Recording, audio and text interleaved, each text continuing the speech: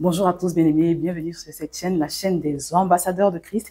Et aujourd'hui, j'ai l'immense plaisir de recevoir une invitée spéciale, une invitée exceptionnelle. Pourquoi exceptionnelle? Vous savez, quand on parle d'être exceptionnel, vraiment d'être une personne de succès dans ce monde, il faut avoir une belle carrière, il faut avoir beaucoup d'argent, il faut avoir une belle famille, une belle maison. Mais aux yeux de Dieu, une personne exceptionnelle, une personne à succès, c'est une personne qui est positionné là où Dieu le veut, en train d'accomplir les bonnes œuvres que le Seigneur a prévues. Et c'est vraiment le cas de Sarah. Son histoire est particulière. D'accord, vous allez vous en rendre compte.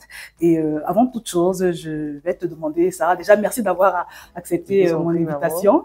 Super. Est-ce que tu peux te présenter à toutes les personnes qui nous regardent? Bien sûr, je suis Sarah Molo-Bama, je suis centrafricaine, j'ai 24 ans. Je suis journaliste chez Vivre FM, je fais la chronique de handicap et inclusion. Je suis également étudiante en deuxième année de communication chez Narrative à Paris dans le 13e. Wow. Célibataire sans enfant. Célibataire sans enfant, donc c'est un cœur à prendre. On ferme la parenthèse. Alors, Sarah est à la tête d'une association de succès et vraiment, quand elle m'a partagé son témoignage, j'étais époustouflée. Voilà. Donc, pour commencer, est-ce que tu peux nous dire, Sarah, qu'est-ce que c'est Shine for Jesus? Shine for Jesus, c'est le nom de l'association. Quelle est la vision de cette association que tu as créée? Ok, Shine for Jesus veut dire briller pour Jésus en français. C'est le nom de l'association ou bien de l'organisation que j'ai eu la lourde et noble charge de conduire par la grâce de Dieu. Et Shine for Jesus existe depuis 2017 déjà. Au départ, c'était Jeunesse pour Christ, mais après, je me suis rendu compte que Jeunesse pour Christ était un peu partout. Donc, quand j'allais sur Internet, je retrouvais Jeunesse pour Christ. Après, j'ai dit, Seigneur, donne-nous notre particularité, donne-nous notre nom à nous, notre identité à nous, que nous puissions nous démarquer, que nous puissions nous différencier. Et c'est là que le Seigneur a donné le nom de Shine for Jesus, qui veut dire briller pour Jésus. Donc, pourquoi Shine for Jesus? Parce que dans mes débuts, quand je parlais de Dieu aux filles, je leur faisais les exhortations du genre brille pour Jésus, donne ta vie à Jésus, change pour Jésus. Et donc, c'était la cause la plus noble, en fait, qui puisse exister, Jésus, et ça demeure toujours la cause la plus noble. Si tu dis à une personne de briller pour la nation, elle aura toujours des raisons de ne pas le faire parce que la nation va toujours nous décevoir. Si je dis à quelqu'un peut-être de briller pour son pasteur, elle va trouver des imperfections chez son pasteur qui vont lui donner des raisons de plus briller pour lui. Mais quand je dis à quelqu'un de briller pour Jésus, c'est la cause la plus noble qui puisse exister. Et comme Jésus ne déçoit pas, et comme Jésus ne va jamais te fournir de raisons de ne pas briller pour lui, de ne pas l'honorer, c'est mieux de briller pour Jésus. Donc, voilà le pourquoi de Shine for Jesus. Amen, amen, Shine for Jesus. Ça veut dire que nous devons briller pour Jésus. Là, je viens de recevoir un enseignement. Là. Tout ce qu'on fait, ne jamais oublier que ce que nous faisons, nous le faisons pour la gloire de Dieu. For Jesus. On prie for Jesus, on évangélise for Jesus, on va à l'église for Jesus. Amen, amen, amen. Et puis voilà, donc nous faisons la réinsertion sociale. Et nous militons en fait pour la réinsertion sociale, la conservation des bonnes mœurs dans la société féminine africaine en général et centrafricaine en particulier. Là, c'est vraiment la vision de base. Et nous, on commence par le commencement, c'est-à-dire pour l'instant, on fait tout ce qui est prière, évangélisation, formation des disciples, exhortation. Mais en parallèle, nous sommes vraiment dans la réinsertion sociale où nous avons pour cible principale des personnes en situation, des enfants en situation de rue, des femmes qui sont exclues dans la société et qui s'adonnent à la prostitution, au lesbianisme et toutes les choses qui vont de pair avec afin de les ramener dans la société. Et pour les ramener dans la société, il faut leur fournir de bonnes raisons. Et justement, Jésus est cette bonne raison pour laquelle tu dois vraiment te faire une place dans la société. C'est Jésus qui est cette personne qui te donne un véritable droit de cité. Donc voilà, c'est quoi Shine for Jesus en gros. Amen, amen, amen. Alors, comment t'es venue l'inspiration de ce mouvement? Bah, je dirais que c'est le Seigneur, honnêtement, c'est le Seigneur, c'est la volonté de Dieu, c'est lui qui a instauré la vision, c'est lui qui m'a donné la vision. Et au départ, je ne savais pas que ça allait être une association, une organisation. Au départ, c'était juste le zèle, le premier zèle, le zèle d'évangéliser, le zèle de parler de Jésus autour de moi. Donc, quand j'ai vraiment rencontré le Seigneur, j'ai commencé à parler de Jésus autour de moi.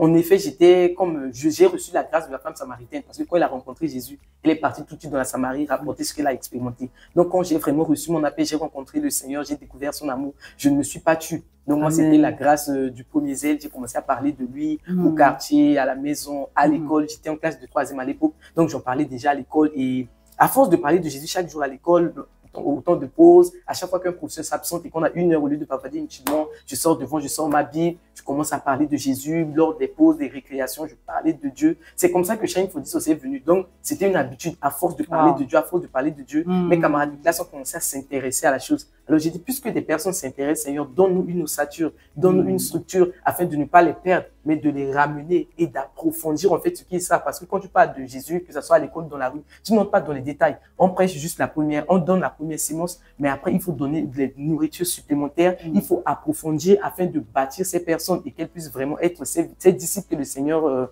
recherche. D'accord. Alors, Sarah, tu as donné ta vie au Seigneur Jésus à l'âge de 14 ans. Oui, c'est bien ça? Oui, c'est ça. Et c'est à quel moment, à partir de ce moment où tu as donné ton cœur au Seigneur Jésus, que tu commences à parler à tes amis Je veux dire, c'est écoulé combien de temps entre le moment où tu as donné ton cœur au Seigneur Jésus et ce moment où tu ne pouvais pas te contenir? Tu parlais de Jésus à tout le monde, de briller pour Jésus, au point où ça a donné lieu à cette association. Il s'est passé combien de temps? Ok, il y a eu 2 ans. Comme la science dit, la dormance vient toujours avant la germination. J'ai fait la prière d'acceptation à l'âge de 14 ans. J'ai été au cours biblique, au centre de formation biblique Adonai, en Centrafrique là-bas. Donc, pendant 2 ans, je faisais les cours bibliques, mais je n'avais pas fait une réelle rencontre avec le Seigneur. Donc, j'étais né de nouveau, j'ai fait la prière d'acceptation, mais j'allais juste au cours biblique chaque dimanche après-midi parce que c'était entre guillemets à la mode. Donc, j'allais avec mon ami, j'aimais bien suivre, mais il n'y avait pas encore Shine for Jesus. J'étais en mode dormance. Donc, je recevais, je ne donnais pas. Et c'est après les 2 ans que la germination a commencé et Shine for Jesus a vraiment vu le jour et j'ai commencé à évangéliser. Donc, il a fallu 2 ans entre le temps où j'ai reçu Jésus et le temps où j'ai commencé vraiment à le servir. D'accord. Et c'est à quel moment exactement que tu parles de Jésus, à qui veut l'entendre, tu exhortes? C'est tout de suite après t'être converti ou c'est après, tu as quand même reçu tu as reçu le désenseignement? Oui, j'ai reçu les enseignements. Comme j'ai dit, il a fallu 2 ans. Okay. Donc, entre de 14 à 16 ans, je faisais rien. J'allais au cours biblique, j'étais chrétienne catholique, j'allais à la messe, mais je parlais pas de Jésus forcément. Je ne m'identifiais pas à ça. Donc, j'écoutais juste, j'allais au cours biblique, au centre de formation biblique. Et voilà. C'est après les 2 ans, quand j'avais 16 ans, en 2017 justement, que les choses ont commencé. Et je vais vous expliquer comment ça a commencé. C'est ça, parce que moi je veux savoir, le déclic est parti d'où? Oui, il y a eu quoi, le déclic? Il y a eu un déclic. En fait, tout a commencé en 2017 avec la deuxième venue du pasteur Mohamed Sanogo du ministère Message de Vie. Je rends déjà grâce pour le serviteur de Dieu et pour le merveilleux travail qu'ils font parce que je suis un produit du ministère Message de Vie. Je suis le résultat de leur campagne In Centrafrique 2. Ils étaient en Centrafrique en 2014. Mais je n'étais pas vraiment à fond dedans. Donc, quand ils sont revenus en 2017, c'était au mois de janvier-février. Et à l'époque, j'étais en 3e. Donc, moi, j'allais à l'école. Et quand je partais à l'école, j'ai vu l'affiche parce que j'étais pas loin du stade 20 000 places pour ceux qui connaissent la Centrafrique. Donc, ils ont mis Centrafrique, sur toi, sa lumière se lève. Ésaïe 61:2. Donc, moi, je passais, bim, je tombe sur l'affiche, je vois le programme. Et quand j'ai lu le thème, en fait, c'est comme si ça me parlait personnellement. Et après avoir lu le thème de la conférence et que je partais à l'école, il y a une voix qui répétait ça dans ma tête. Sur toi, sa lumière se lève. Sur toi, sa lumière se lève. Ça revenait, ça revenait. J'ai dit à ma camarade de classe, Chikina, le thème du pasteur Sanogo, je l'ai lu en passant là. Il y a une voix qui me répète ça, il y a une voix qui me répète et c'était devenu une addiction. C'est comme si ça me parlait. Quand j'arrivais chez moi, dans ma chambre, j'entendais sur toi, sa lumière se lève. Sur toi, sa lumière se lève. Et j'en ai fait part à ma maman qui était musulmane à cette époque. J'ai dit, maman, j'ai lu sur toi, sa lumière se lève avec le tout du pasteur Sanogo. Je prendrai part au programme, mais je comprends pas le pourquoi de cette voix qui insiste H24 sur toi, sa lumière se lève. Et maman me dit, bon, les histoires de Dieu là, des fois c'est de la magie, c'est de l'envoûtement. Certainement, ils ont fait un envoûtement et c'est ça qui dépend. J'ai dit, je comprends pas, mais je me sens persécuté. C'est comme s'il y a la pression sur toi, sa lumière se lève. Et je vous assure, j'ai écouté cette voix 2 semaines avant le programme. Chaque jour que Dieu fait, sur toi, sa lumière se lève. Sur toi, sa lumière se lève. Sur toi, sa lumière se lève. Mon cœur battait. Donc, c'est en fait cette pression là, c'est comme s'il fallait que je puisse vraiment aller au programme afin de retrouver la paix, afin que la voix là puisse cesser. Donc, arrivera le jour de la croisade, je crois, c'est le 20 ou le 21 février 2017, et je me rends à l'Omnisport comme toutes les personnes qui étaient présentes. Donc, j'arrive sans pour autant savoir ce qui m'attendait. J'arrive au programme. Dès mon entrée, je vois les missionnaires du ministère Message de Vie avec des chemises imprimées Centrafrique, avec le drapeau centrafricain. Et j'ai tout de suite été captivé. Ah, mais c'est génial de voir des Ivoiriens porter le drapeau centrafricain. C'est un truc qui a vraiment touché mon patriotisme. J'ai dit, OK, je pars au programme. J'assiste au premier jour parce que ça nous parle de la prière. Mais jamais je n'ai entendu un enseignement sur la prière. Il a expliqué Matthieu 6, mais c'était pas possible. Donc, l'enseignement déjà était profond, les tenues étaient belles, l'organisation, la décoration, on fait toute la logistique. Le Seigneur s'est servi de toutes ces choses pour m'avoir. Voilà pourquoi dans l'œuvre de Dieu, on doit viser l'excellence. Les gens qui disent pourquoi décorer, pourquoi les gens s'habillent, pourquoi les femmes des pasteurs sont classe et tout. Vous n'avez pas idée de l'impact que ces choses font. C'est vrai, c'était le plan de Dieu. Mais tout a contribué à ce que je sois vraiment ce que je suis aujourd'hui. Tout m'a impacté. La vie des missionnaires, la vie du pasteur, comment il était, la lumière, la décoration, les chantres, toutes ces choses-là ont permis au Seigneur justement d'atteindre ses cibles, moi y compris. Donc j'arrive au premier jour, c'était ça, c'était beau et tout. Le deuxième jour, je reviens, il y avait toujours la perfection. J'étais choquée de savoir que c'est l'œuvre de Dieu, mais un chrétien peut faire des choses aussi belles, une organisation de high level et tout. Donc je reviens au deuxième jour. Le troisième jour, je reviens et c'est au troisième jour que tout va partir.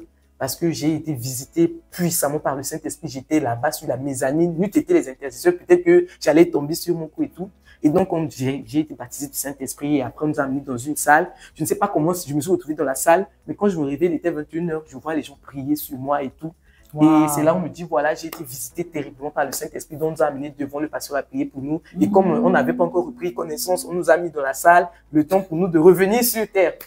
Donc voilà, je reviens sur terre et dès mon réveil, je vois un missionnaire du ministère Message de Vie qui deviendra mon papa de la foi, l'évangéliste Bertrand Zaïdis. Donc, il s'approche vers moi, il dit, comment tu t'appelles? Je m'appelle Sarah. Il dit, qu'est-ce que tu cherches? Je cherche ma chaussure. Parce que j'étais tombé et tout, donc je ne retrouvais plus ma chaussure à mon réveil. Et il a dit, ok, je vais t'aider à retrouver ta chaussure.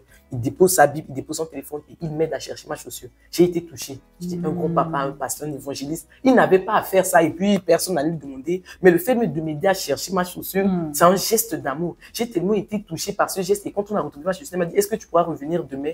J'ai dit, ok, papa, je reviendrai. Il a dit, viens, tu demandes après l'évangéliste Bertrand. De façon humaine, j'allais peut-être pas revenir parce que j'avais autre chose à faire. Mais j'ai dit à mon ami, la façon à laquelle ce papa m'a accueilli, la façon à laquelle ce papa m'a parlé, j'ai senti de l'amour. Il m'a aimé, il m'a jamais connu, mais il m'a aidé. En fait, c'est une petite chose, mais qui m'a vraiment touché. Ça a touché mon humanité. Amen. Et le lendemain, j'ai dit, je vais revenir à cause de l'acte que ce papa a fait. Je reviens le dernier jour, voilà, le pasteur Lien qui parle aux femmes et tout. Je demande après l'évangéliste Bertrand.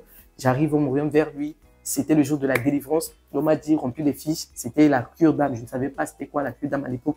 Donc, j'ai fait ma cure d'âme. Quand j'ai fini de faire ma cure d'âme, il m'a dit de l'attendre. Et ce jour, bien aimé, j'ai expérimenté ce que la femme samaritaine a expérimenté avec Jésus. Quand on parle du prophétique, ça, c'est réel, bien aimé. Quand on dit Jésus a dit à la femme samaritaine tout ce qu'elle a fait auparavant, c'est vrai. Ce n'est pas qu'une histoire. Ce n'est pas qu'une histoire, c'est vrai, je l'ai expérimenté. En fait, quand je me suis tenu en face de l'évangile Bertrand, il a commencé à me relater ma vie. Tu es temps, ton papa est temps, ta maman est temps, tu as fait ci, tu as fait ça. À l'école, tu perds tout ton connaissance, on pense que ce sont les maux d'estomac. Non, ce ne sont pas les maux d'estomac. Voilà les conséquences, voilà les origines. Bien, je pleurais debout. C'est pas possible. Limite, s'il était son papier, j'allais dire non, il a dû se renseigner, quelqu'un a dû vendre la mèche, mais un Ivoirien qui ne me connaît pas, qui ne parle ni sango, qui ont tout sur ma famille. Mais sous l'onction, sous le Saint-Esprit, il a su révéler les choses. Il dit non, il n'y a que Dieu qui puisse faire ça. Là, si c'est pas Dieu, c'est personne. Il faut vraiment être dans le surnaturel pour expérimenter une telle chose. Il a commencé à prophétiser, il a commencé à parler. Et moi, j'étais là, je pleurais parce que c'était incroyable. En fait, je n'arrivais pas à croire que quelqu'un qui ne m'a jamais connu puisse vraiment me parler de la sorte avec des choses précises. Quand je dis précises, c'est dans les détails. Le Seigneur a tellement détaillé les choses que j'ai commencé à pleurer. Et là, on m'a fait une délivrance de 2 heures du temps bien aimé. Donc, j'étais là, je faisais les cours bibliques, j'allais à la messe, mais je ne savais pas que j'étais possédé. Je ne savais pas qu'il y avait des choses en moi qui devraient vraiment partir. Donc, il y a des gens, c'est pas parce que tu tombes pas à l'église, c'est pas parce que tu pries, tu jeûnes que tout va bien dans ta vie. Il y a des choses, en fait, c'est comme l'apôtre Paul. Il a pris le bois, il y avait le serpent, mais le serpent ne s'est pas manifesté. C'est quand l'apôtre Paul a jeté le bois dans le feu que le serpent s'est manifesté. Donc, il y a des choses en toi qui vont se révéler le jour où tu seras vraiment en contact avec le feu de Dieu. Oui, le calme que tu manifestes n'est pas forcément bon signe. Il y a des choses qui attendent. C'est parce qu'ils n'ont pas encore rencontré, en fait, un feu pour venir les réveiller. Donc, c'était mon histoire, c'était mon cas. On m'a fait une grande délivrance de 2 heures du temps. Je vomissais, c'était intense. Mais je rends grâce au Seigneur parce que c'était le début d'une nouvelle histoire d'amour. Et quand il a fait la délivrance et qu'on a fini la délivrance, il a commencé à prophétiser. Et quand il a commencé à prophétiser, à prier, j'avais les yeux fermés, mais je me voyais en train de prêcher. Je me voyais parler aux jeunes, je me voyais devant la chair. Non, en fait, il le prophétisait et moi, je le voyais. Le Seigneur a permis à ce que je puisse vraiment assister à cette chose parce que j'étais assez incrédule. Donc, vous dire, ouais, bah, après, les gens, ils prophétisent et tout. Déjà, pour la petite histoire, quand j'étais toute petite, on prophétisait sur moi. Quand les gens venaient à la maison prier pour mes parents et tout, ils disaient, oui, cette fille-là, votre fille, elle va servir le Seigneur. Aussi longtemps que je me souviens, j'avais peut-être 6 ans, 7 ans, ça venait prophétiser à la maison, mais ma maman dit, non, pas celle-là, elle est trop turbulente. Non, pas celle-là, quelqu'un d'autre et tout. Donc, quand il a commencé à prophétiser, je me dis, ben, on a toujours prophétisé prophétiser, donc c'est pas quelque chose de nouveau. Mais ce qui a fait la particularité de ce, c'est que j'assistais, en fait, je voyais la chose. Non seulement il disait, mais j'avais les yeux fermés, je me voyais prêcher, je me voyais vraiment rendre le ministère.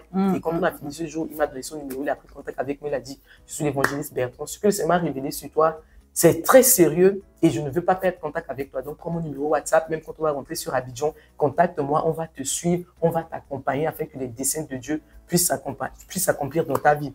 Wow. Donc, voilà, tout est parti de là. C'est ce jour 24 février 2017 là que tout est parti. Dès que je suis sorti du palais omnisport de Bondy, je suis tombé dans la folie de l'évangile. Je suis évangéliste H24. Dès que je suis rentré chez moi, je priais 3h-4 du soir, non-stop, prier matin, midi, soir. Je lisais la Bible, je ne faisais que ça. Ma maman était, mais on disait, mais qu'est-ce qui s'est passé au programme de Sanogo là-bas? Il est parti, il est revenu, il est devenu une personne. Donc, tout est parti de là. Et depuis ce jour bien aimé, j'ai commencé à parler de Jésus comme un malade. Je ne faisais qu'évangéliser à l'école, je ne faisais que parler de Jésus. Et c'est comme ça que tout a commencé, c'est comme ça que Shine for Jesus a vu le jour pour qu'on puisse vraiment en arriver là. Donc, c'était le déclic. Waouh. Quelle histoire, hein? Oui. Quelle histoire magnifique. Donc, si je comprends bien, il s'est passé quelque chose à ce programme, tu avais été saisi et une fois que tu es sorti de là, vraiment, simplement ce que tu as reçu s'est manifesté, on va dire ça comme ça. C'est comme si on m'a formaté. Je suis sorti comme une nouvelle personne. C'est magnifique. Depuis que je partais au cours biblique, je connaissais la Bible, genre parce que j'étais étudiante normalement, mais je n'ai jamais eu ce courage. Mais quand cela est arrivé, bien aimé, il y a eu un changement. En fait, c'est comme si les choses qui sortaient, qui ne glorifient pas le Seigneur, ont été remplacées systématiquement par les dépôts de Dieu. Je ne sais pas si je suis la seule à expérimenter, mais le Seigneur avait tellement remplacé. C'était un truc, chap. Le zèle, tout est venu tout d'un coup, boum, comme ça. Et voilà, le Seigneur m'a suffisamment doté dès le départ. Amen. Et cela a commencé à se manifester. Donc, j'allais à l'école, je parlais de Jésus dans la classe. Je n'étais plus à ma salle de classe, j'étais en 3e, j'aurais dit.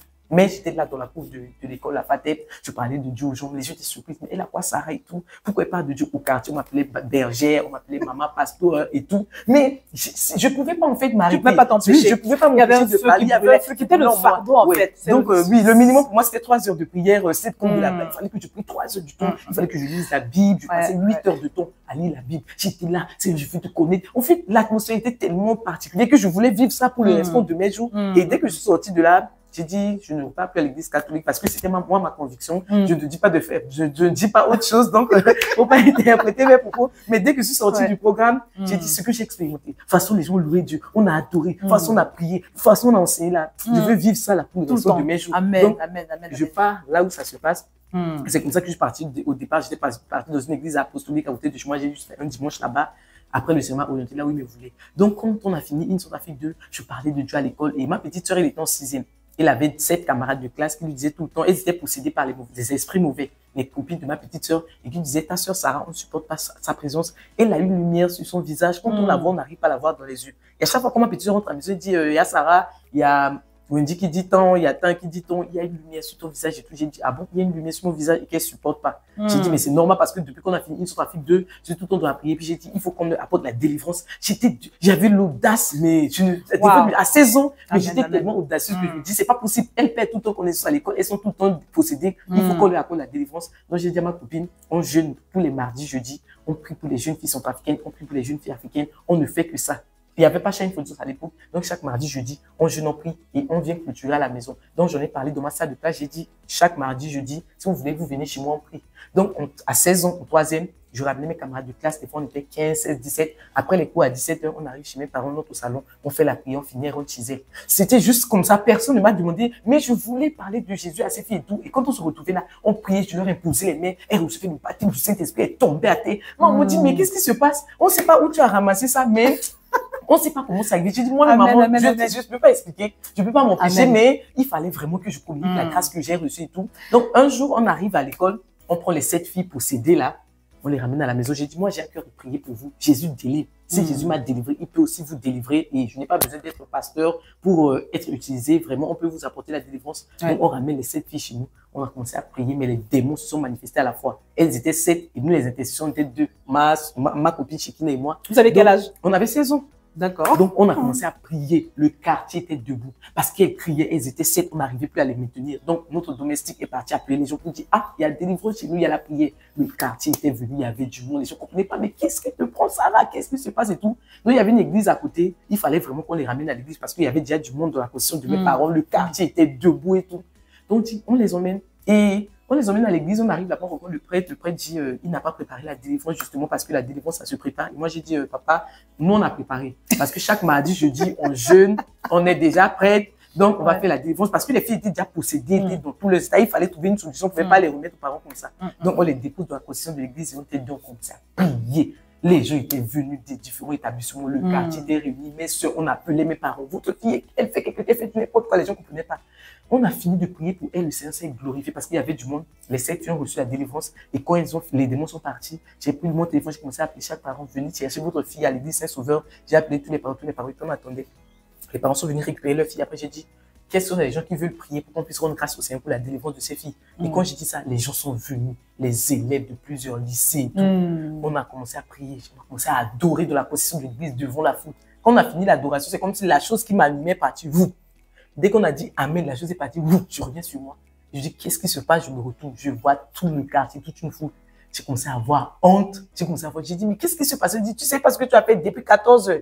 C'est prier, tu fais ici. Délivrance, des démoniaques et tout. J'ai dit, ah bon? Donc, il y avait la présence de Dieu. Et quand il a fini de faire ce qu'il voulait faire, d'apporter la délivrance et de se glorifier, la chose est partie. Et je suis revenu dans ma peau, Sarah. Et depuis ce jour, le quartier, ça parlait. Ah, pasteur, ah, prophète, ah, évangéliste et tout. Et c'était le début d'une nouvelle histoire, mais le début aussi d'une persécution. Parce que mes parents étaient très mécontents. Ils m'ont dit, non, tu ne peux pas ramener les enfants chez nous. Tu dis, tu les délivres. Les démons vont rester chez nous. Maintenant, mes petites sœurs ont peur d'entrer dans le salon seul parce qu'elles se disent, ce qui s'est passé ici, là, peut-être que les démons là sont là et tout. Et c'est là que je suis partie recontacter les missionnaires, les messages de vie, pour leur dire, ah, papa, voilà ce qui s'est passé. Il y a eu une délivrance et tout. Mais mes parents ne sont pas contents de moi. Quand je sors au quartier, on se moque de moi. On dit, pasteur, évangéliste, bergère et tout. Mais j'avais vraiment besoin qu'on puisse m'accompagner. Et c'est là que les gens du ministère Message de Vie vont m'orienter vers une assistante pasteur qui deviendra ma mère spirituelle par la suite. Ils disent, comme ils sont en Côte d'Ivoire, il faut qu'ils m'orientent vers une personne sur le territoire afin de prendre soin de moi et de m'accompagner. Parce que c'était quand même trop fort et tout. Il fallait être canalisé et tout. Et c'est là qu'ils vont m'orienter vers l'évangéliste Madi Farafon. Et ils m'ont donné son numéro, je l'ai appelé. Donc, en fait, les gens du ministère Message de Vie, parce qu'il n'y avait pas vase d'honneur en Centrafrique, ils m'ont orienté vers l'évangéliste Madi. Et l'évangéliste Madi va me récupérer pour m'emmener dans son église à LBT. Et c'est là-bas que j'ai servi jusqu'à ce que je puisse quitter la Centrafrique. Donc, je suis parti là-bas. J'ai commencé à servir missionnaire, intercesseur, interprète du pasteur. J'étais même patriarche d'une tribu, la tribu de Azer. Tout ça, je n'avais même pas 18 ans. Hein. Toute cette histoire a commencé lorsque j'avais 16 ans.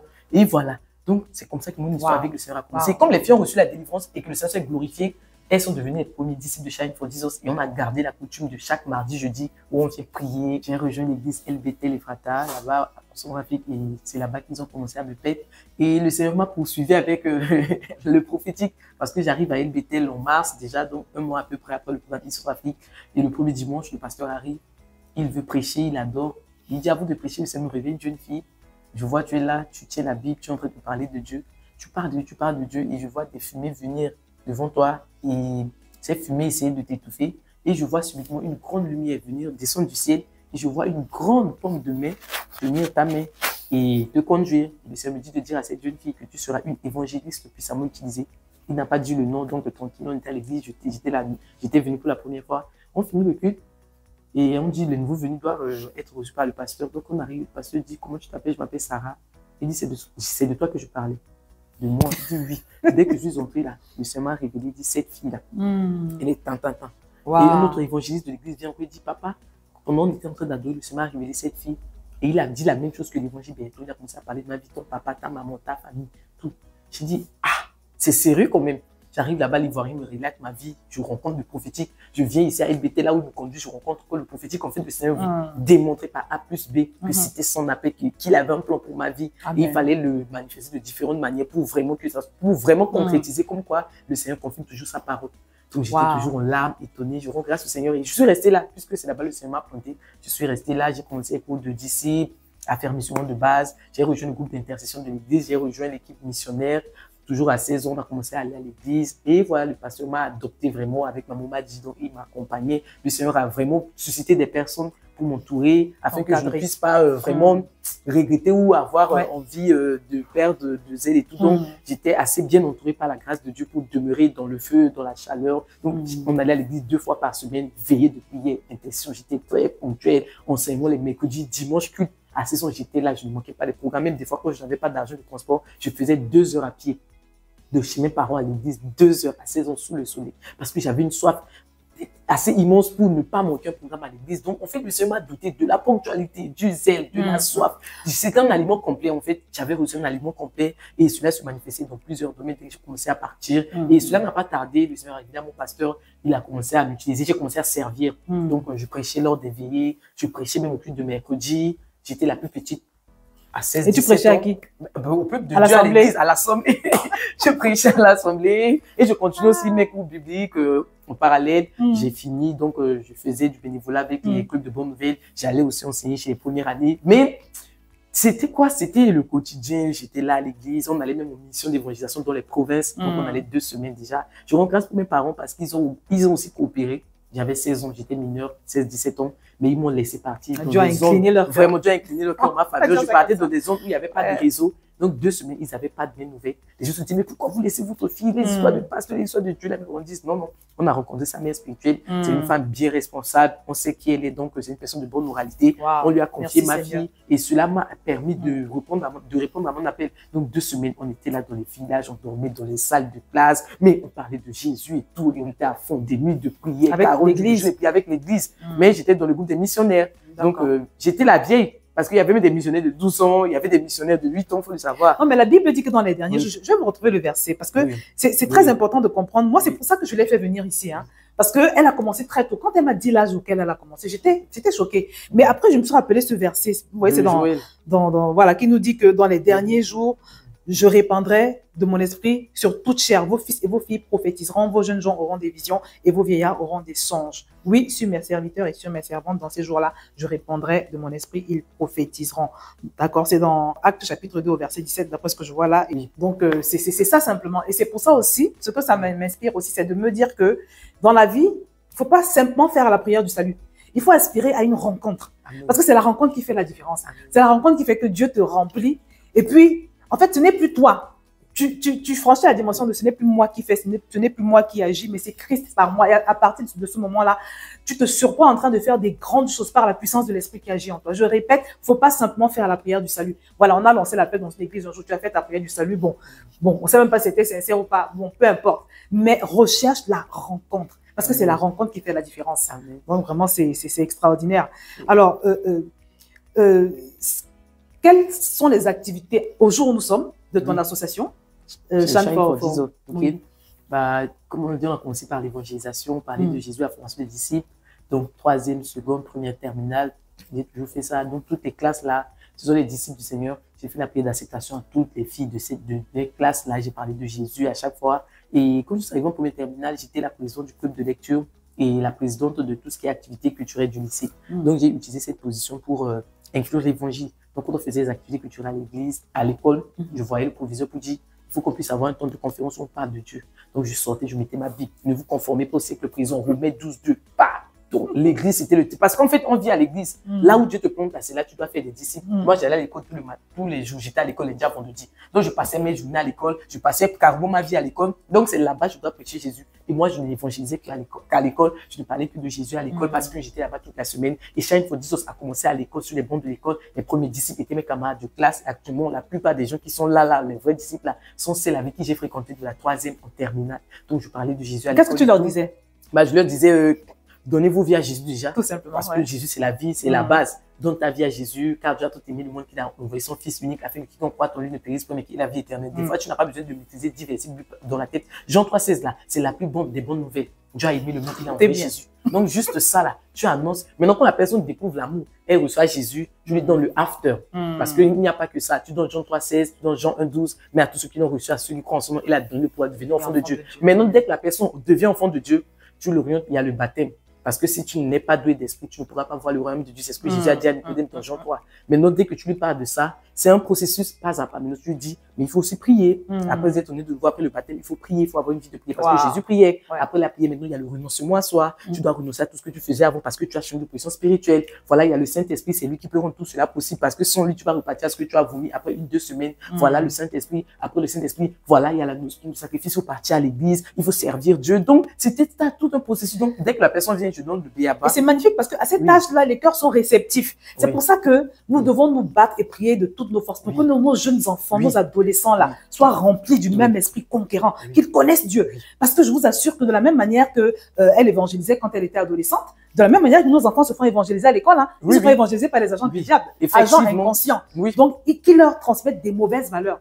Mais comme elle avait Christ et qu'elle était remplie de cet esprit, étant jeune, elle a pu transmettre ces choses à ses semblables qui étaient tout jeunes. En sachant que quand on est jeune, le cœur est vraiment comme une éponge. On est disposé, on n'est pas ça encore... passe vite, ça se passe vite en fait. On est plus ou moins naïf. Naïf, oui. Donc, innocent. Non, mais c'est... Oui, donc on croyait encore au Père Noël. Donc si on croyait au Père Noël, on pouvait aussi croire au salut. Non, c'est important. Donc, et puis voilà, on a commencé par les évangélisations, les conférences à l'école. Donc moi, à chaque anniversaire, j'invite mes camarades de classe. Quand ils viennent chez moi, on finit de manger, on dépasse la table, là, je sors la Bible.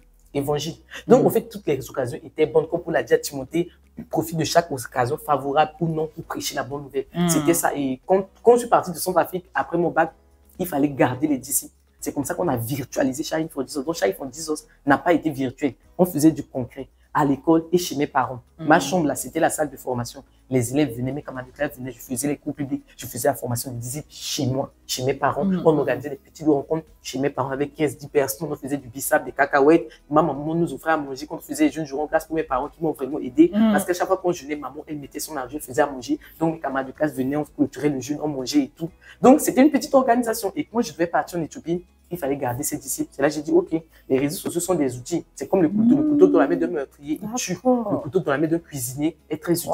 Donc, les réseaux sociaux, là, nous, on va l'utiliser comme outil pour gagner les âmes, pour faire des disciples. Et c'est comme ça qu'on a virtualisé l'œuvre en 2022. Coïncidé avec mon départ pour l'Éthiopie, on a virtualisé le groupe WhatsApp.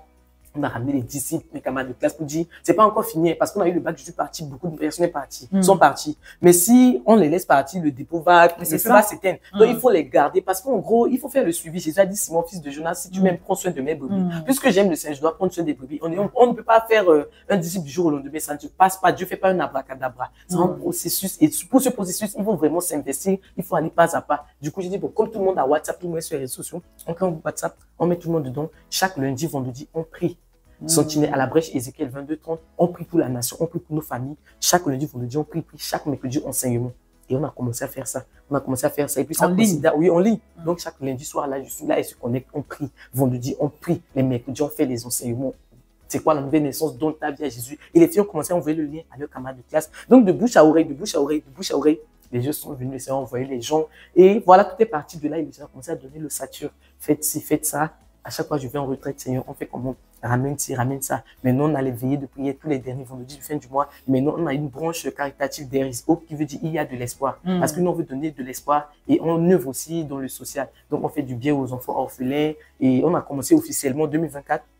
On fait 2 activités caritatives par an. Donc, on fait une activité en Centrafrique parce que c'est la maison mère et la deuxième activité, on fait dans un autre pays africain parce que c'est pas uniquement centrafricain, il faut élargir l'attente du ministère. Donc, du coup, on fait 2 activités caritatives par an. On fait une en Centrafrique, une dans un autre pays et c'est sur fonds propres, donc on fait les collectes de dons. En gros, on leur apprend comment vivre la vie chrétienne. La vie chrétienne, il y a le jeûne, il y a la prière, il y a aussi le don. On doit aussi donner aux orphelins, on doit aussi donner aux veuves. Et tu ne vas pas attendre à ce que tu puisses avoir 15 000 € pour donner. Donc nous, même si c'est 500 francs par personne, 10 € par personne, on rassemble ça, on fait du bien. Et dès le départ, dès l'enfance, dès la jeunesse, il faut déjà expliquer ces choses. Pour ne pas qu'après on se retrouve avec des gens qui disent, oh, à l'église on demande de l'argent, Jésus n'a pas demandé de l'argent et tout. Donc en fait, le Seigneur nous donne un aliment complet, afin qu'on puisse savoir comment marcher avec Jésus. Et c'est comme ça qu'on a commencé à Shine for Jesus. On fait aussi les conférences. Donc, une fois tous les 2 mois, on a des conférences. On invite les mamans, notamment Pasteur Nadine Banda et bientôt Maman Josiane aussi, qui viendra aussi nous parler. Donc, on invite les serviteurs de Dieu, les servants de Dieu. On utilise tous les thèmes qui sont d'actualité.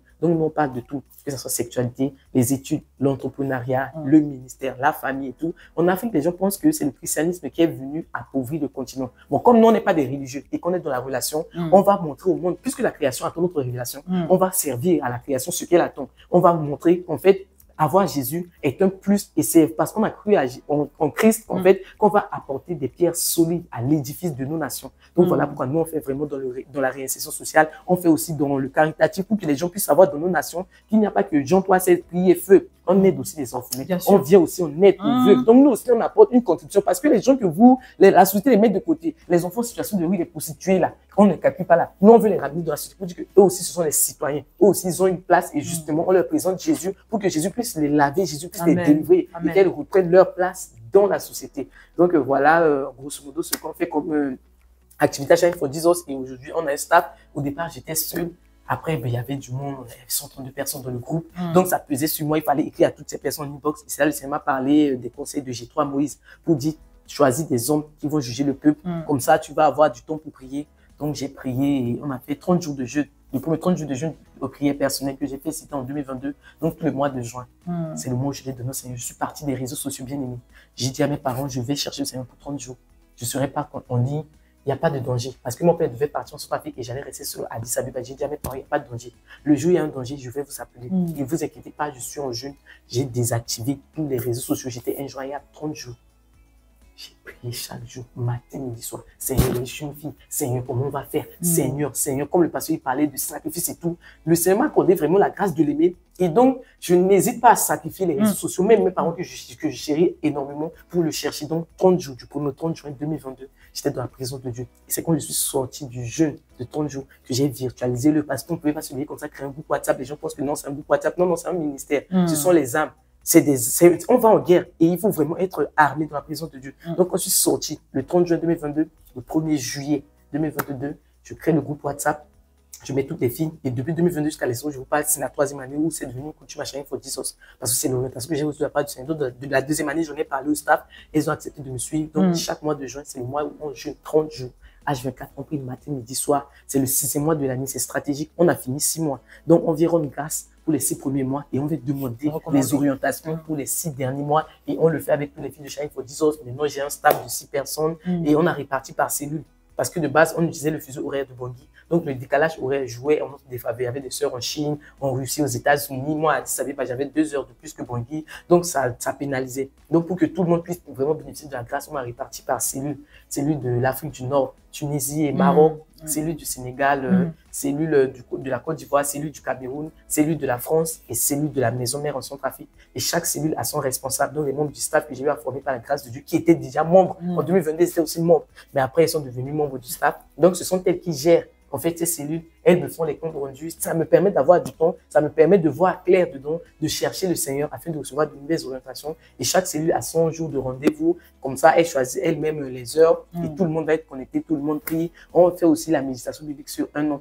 Donc là, c'est le 5e mois. Et là, nous sommes dans le livre de la Genèse. Donc, on lit ensemble. On a fait un programme sur 1 an. Toutes les filles de Shine for Jesus méditent la parole de Dieu sur 1 an. Quand on finit, on va suivre ainsi de suite. Et chaque jour, dans les groupes WhatsApp de cellules, les gens partagent. Donc, chaque responsable a le devoir de demander, tu as médité, qu'est-ce que tu n'as pas compris? Donc, on fait en fait un accompagnement assez approfondi pour vraiment prendre soin des brebis de Dieu. Parce que le cœur de Dieu part pour le bien des âmes. Amen. Donc, on n'est pas pasteur, on n'est pas consacré, ni moi, ni les membres du staff. On est juste des chrétiens lambda. Mais ce qu'on reçoit, le peu qu'on reçoit de nos pasteurs, on le transmet. On refuse de garder le dépôt pour nous. On refuse. On brise le silence. Est-ce que vous acceptez de nouveaux membres? Bien sûr. Et quelles sont les conditions? Si quelqu'un qui nous regarde là a envie d'intégrer Shine for Jesus. Déjà, pour intégrer Shine for Jesus, il y a une fiche de renseignement obligatoire. Donc, c'est ton CV. On te fournit la fiche. Il y a un groupe d'intégration. Il y a une sœur qui se charge de ça. Donc, tu prends la fiche et puis tu nous donnes des renseignements. On demande nom, prénom, situation matrimoniale, profession. Si tu as une église locale, oui, tu donnes le nom de l'église. Si tu as déjà fait l'expérience du salut, de la nouvelle naissance, tu nous dis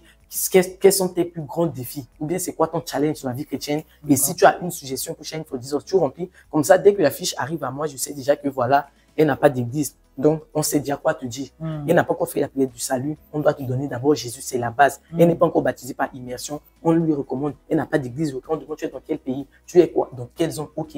Voilà, tu as reçu Jésus. Il faut te faire baptiser. Va dans telle église. Parce que nous ne sommes pas une église, nous sommes une organisation. Moi aussi, je suis membre de l'UC Séparé Centre. Donc, moi aussi, chaque dimanche, je m'assois, j'écoute mon pasteur. C'est en semaine que je viens à Shine for Jesus au ministère. Donc, déjà, on a les renseignements. On sait qui tu es. Parce qu'on ne peut pas travailler avec les inconnus. On sait qui tu es. Et maintenant, en fonction de ton pays, on t'oriente, on te met dans le groupe de la cellule et on te met aussi dans le groupe général. On t'explique comment les choses se passent. Et voilà, tu es membre de Shine for Jesus. Et concrètement, c'est-à-dire, quelqu'un qui nous regarde là, est-ce qu'il y a un site, une adresse mail, oui, WhatsApp, pour l'instant, on utilise plus WhatsApp. On mettra le numéro. Oui, on mettra le numéro WhatsApp. Et puis, on a notre page Facebook aussi de Shine for Jesus. Donc, si vous écrivez dessus, on n'hésitera pas à vous répondre. Et puis, voilà. Et aussi, la rigueur. Donc, quand tu intègres Shine for Jesus, le disciple est tenu de respecter les engagements parce que tu viens dans une organisation, tu ne viens pas chauffer les bancs. Donc, nous, déjà, 3 absences sans justification. C'est comme si tu es démissionnaire. Absence à des réunions? Oui, absence à des réunions. En ligne? Des prières en ligne. 3 fois, tu ne justifies pas, ça veut dire que tu n'es pas avec nous. Parce que le but est d'être en communion. Donc, nous, c'est tellement strict. On a le règlement intérieur. Staff, le règlement intérieur de tous les membres. Donc, quand tu viens, on te dit, ah, ma soeur, bienvenue, voilà, on t'accompagne, on t'aime de l'amour du Seigneur. Mais minimum, une fois par semaine, tu te retrouves avec nous. On prie. Minimum, une fois par mois, on se retrouve, on fait les temps de prière. Si tu as des sujets de prière, tu peux ramener. Même nous, on peut gêner 3 jours, 4 jours. On prie pour toi, on prie pour ta famille, mais que tu sois vraiment en communion avec nous. Parce que le but n'est pas d'avoir plusieurs personnes dans le groupe WhatsApp. L'esprit de la foule n'est pas notre portion par la grâce de Dieu, mais c'est de faire des disciples. Et en fait, nous, on travaille avec du concret. On n'est pas un groupe WhatsApp où sur les réseaux sociaux, on parle et puis on parle. Non, non, c'est du concret. On construit les vraies vies. Amen. On veut s'aimer, on veut faire des disciples parce que l'objectif est de former des disciples du Seigneur qui sont influents, capables de former à leur tour d'autres disciples comme Paul l'a recommandé à son fils Timothée. Waouh, waouh, waouh, waouh. Extraordinaire.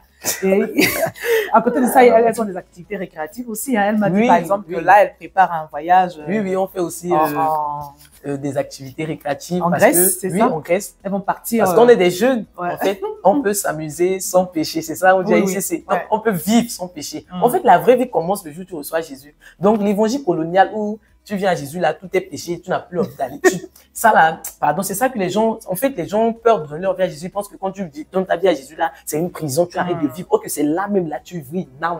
C'est quand tu reçois Jésus que la vraie vie commence. Mais c'est juste que tu n'associes pas en fait, la vie à ce que Dieu n'aime pas. Puisque c'est Jésus qui est la vie, tu ne l'associes pas à ce qui ne l'honore pas. On refuse juste la compromission. Donc, nous, on a des pyjamas parties où les filles se retrouvent là. On prend un Airbnb, on vient, on dort, on est en pyjama, on mange, on fait tout, on prie, on discute entre nous, on essaie de s'aiguiser réciproquement. On organise aussi des journées récréatives. On a fait en 2024 à Bangui là-bas où les filles se retrouvent et le thème était jeune femme, qui es-tu? Donc on a parlé de l'identité, on a fait aussi une formation sur la sexualité. Comment prendre soin de mon corps de jeune femme parce qu'on a une sœur qui est infirmière, elle est aussi psychologue par la grâce de Dieu. Donc elle est à Bangui, elle a fait une formation sur comment prendre soin de mon intimité parce que Dieu nous a donné un corps. On ne peut pas que nourrir l'esprit et saboter le corps. Bien évidemment. Et cette année, on va faire encore la 10e édition, toujours en Centrafrique, en juillet 2025. Et là, la semaine prochaine, on va en Grèce pour la retraite spirituelle et la pyjama party. Donc, le but est d'avoir un voyage entre filles chrétiennes où on voyage, on part visiter, on part au restaurant, on mange, on s'habille, on est bien, sans péché, on prend du bon temps entre nous, on vit, on est célibataire, on est chrétienne, mais on vit sans péché, sans toucher à la compromission, sans voler.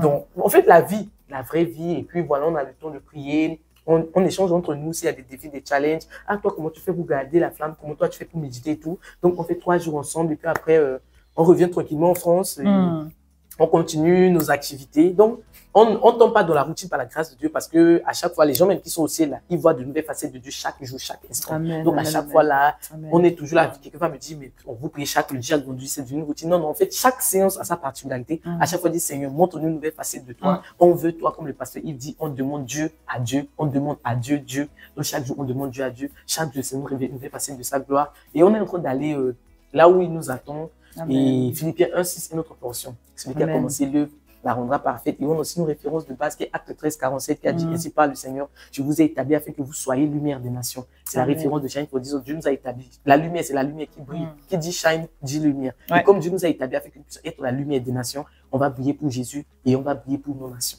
Donc voilà. Waouh, gloire à Dieu.